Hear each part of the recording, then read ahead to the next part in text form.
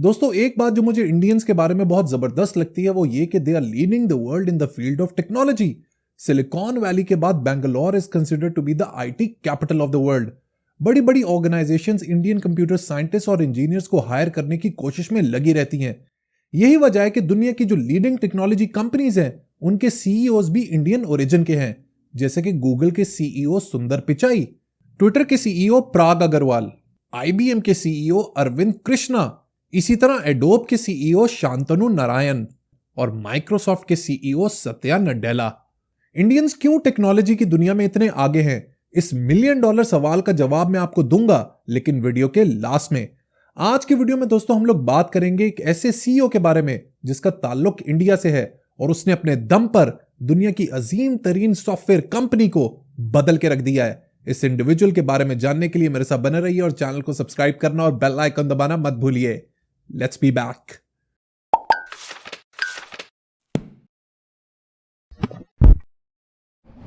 Welcome back. मैं जिस शख्स के बारे में बात कर रहा था उसका नाम है Satya Nadella and he has been the CEO of Microsoft since 2014। 2017 में उन्होंने अपनी लाइफ जर्नी और माइक्रोसॉफ्ट के सफर के हवाले से किताब लिखी थी जिसका टाइटल है हिट रिफ्रेश। ये एक बेहतरीन किताब है एक लीडर के माइंडसेट को समझने के लिए। It gives you insights into how big companies work और किस तरीके से एक शख्स पूरी कंपनी की डायरेक्शन को बदल के रख सकता है। Let's discuss what hit refresh is all about. इस किताब को सत्या नडेला ने 3 हिस्सों में डिवाइड किया है। In the first part he focuses on his journey from India to USA. Second part में वो बताते हैं कि उन्होंने किस तरीके से माइक्रोसॉफ्ट को ट्रांसफॉर्म किया। And in the third part he focuses on the fourth industrial revolution and gives his point of view. ये शायद वो दौर होगा जिसमें मशीनें इंसान से आगे निकल जाएंगी। Let's focus on his early life first. Satya Nadella का ताल्लुक हैदराबाद से है। His father was an IAS officer and mother a teacher, जिन्होंने उसका बेहतरीन ब्रॉटअप किया। वो लिखता है कि मेरे फादर बड़े इंटेलेक्चुअल शख्स थे जिनकी वजह से मुझ में प्रोग्रेसिव थिंकिंग आई, लेकिन सत्या पर असल इन्फ्लुएंस उसकी मां का था। वो was a very calm and compose lady. India में अपना हाई स्कूल खत्म करने के बाद he went to USA where he finished his masters in computer science and joined Microsoft in the year 1992। उसके बाद slowly and gradually he made his way up to the management layer. अपने talent और leadership skills की वजह से he caught the eye of the board and the legendary Bill Gates, जिन्होंने collectively decide किया कि he will be the next CEO of Microsoft. Microsoft की 40 साल हिस्ट्री में he is only the third CEO after Bill Gates and Steve बामर। CEO बनने के बाद किस तरीके से उन्होंने माइक्रोसॉफ्ट को हैंडल किया, यही इस किताब की जान है। वो लिखते हैं कि जब उन्होंने माइक्रोसॉफ्ट को लीड करना शुरू किया तो कंपनी के एम्प्लॉइज का मोराल बहुत डाउन था। कंपनी में पॉलिटिक्स थी, लोग अपने साइलोज में काम कर रहे थे and a lot of them had lost faith in Microsoft. उसकी वजह यह है कि इन रीसेंट हिस्ट्री बड़ी टेक्नोलॉजी कंपनीज जैसे कि गूगल, एप्पल और अमेजॉन माइक्रोसॉफ्ट से बहुत आगे निकल गई थी। यही वजह है कि बोर्ड ने डिसाइड किया कि अब कंपनी को एक नए फेस, एक नए सीईओ की जरूरत है। सो सत्या का सबसे पहला और इंपॉर्टेंट काम था कंपनी के कल्चर को सही करना, क्योंकि आप जितनी मर्जी अच्छी स्ट्रैटेजी बना लें, वो कहते हैं ना कि culture Yeats strategy for breakfast. उसने कंपनी की टॉप लीडरशिप को ऑन बोर्ड लिया और आहिस्ता आहिस्ता उन्हें एक नया विजन, नई डायरेक्शन दी। यही वजह है कि सत्या के ज्वाइन करते ही पॉजिटिव चेंजेस आने लगे। उसने माइक्रोसॉफ्ट को लेगेसी बिजनेस से निकाल के क्लाउड कंप्यूटिंग के बिजनेस में डाला। नोकिया के साथ जो डिजास्टर्स डील थी उसको गुड बाय किया। अपना फोकस मशीन लर्निंग और डेटा साइंसेस पर किया so that the company can stay relevant in modern times.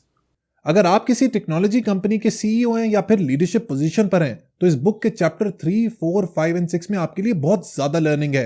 You will learn how to deal with people, how to initiate a new product development process, how to align people with your vision and how to execute a strategy. एक और बात जो मुझे इस किताब की बेहतरीन लगी वो है इसका आफ्टरवर्ड, जो यूजुअली हम लोग पढ़ते नहीं है, लेकिन जब मैंने इसको पढ़ा तो I really got motivated and I realise कि सत्या नडेला आज इतना कामयाब क्यों है। उसने इस सेक्शन का आगाज बहुत ही जबरदस्त सवालों से किया है। ये सवाल मैं आपको पढ़ के सुनाता हूं।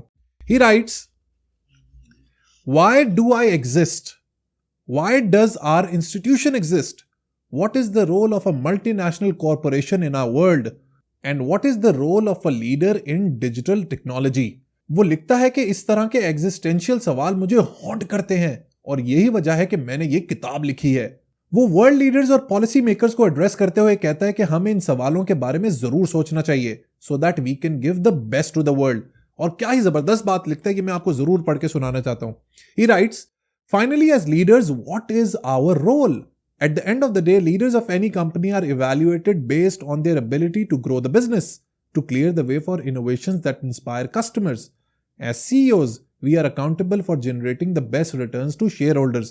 यानी कि एज सीईओ एज लीडर हमारा ज्यादातर जो मेन केपीआईज होते हैं वो ये कि शेयर होल्डर के लिए वैल्यू बढ़ाएं, नई प्रोडक्ट्स इंट्रोड्यूस करें और कंपनी की प्रॉफिटेबिलिटी बढ़ाएं। लेकिन he writes, but I also subscribe to the notion that the bigger a company is, the more responsibility its leader has to think about the world, its citizens, and their long-term opportunities. You're not going to have much of a stable business if you don't think about the growing inequities around the world and do your part to help improve conditions for everyone. यानी कि जितनी company बड़ी होती है उसकी responsibility उतनी ही बढ़ जाती है अपने समाज को लेके, अपने एनवायरनमेंट को लेके, अपने मुल्क को लेके, अपने सिटीजन्स को लेके। सो ये हमारी बहुत ही इंपॉर्टेंट रिस्पॉन्सिबिलिटी है कि हम अपनी कंपनी के बारे में तो सोचें, लेकिन उससे बढ़कर हमारी उससे और बड़ी रिस्पॉन्सिबिलिटी ये है कि हम अपने मुल्क, अपने सिटीजन्स, अपने लोगों के बारे में भी सोचें। That is what makes this gentleman such a refined personality. I personally really like Satya Nadella. क्या ही जबरदस्त बंदा है। इंडिया के एक शहर से उठ के पूरी दुनिया पर छा जाना, बड़ी एफर्ट चाहिए इसके लिए। हिट रिफ्रेश से मुझे मजीद अंदाजा हो गया कि he is a man of good heart as well. By the way, एक सैड न्यूज ये है कि रिसेंटली सत्या के बेटे की डेथ भी हो गई। He was only 26 years old और वो बचपन से ही एक बीमारी सेरिब्रल पाल्सी का शिकार था। My condolences to the entire Nadella family. अब दोस्तों बात करते हैं उस सवाल की जिससे मैंने वीडियो का आगाज किया था, और वो ये कि इंडियंस टेक्नोलॉजी की फील्ड में इतने ज्यादा आगे क्यों हैं। तो दोस्तों इसका जवाब ये है कि आज से तकरीबन 30 साल पहले इंडियन गवर्नमेंट ने कुछ बहुत ही बोल्ड डिसीजंस लिए थे।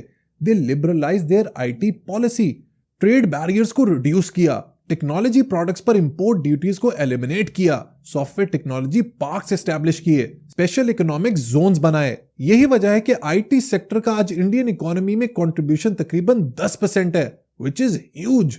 इन पॉलिसी चेंजेस की वजह से आज पूरी दुनिया की सॉफ्टवेयर और टेक्नोलॉजी कंपनीज इंडिया आकर काम करना चाहती हैं, इन्वेस्ट करती हैं।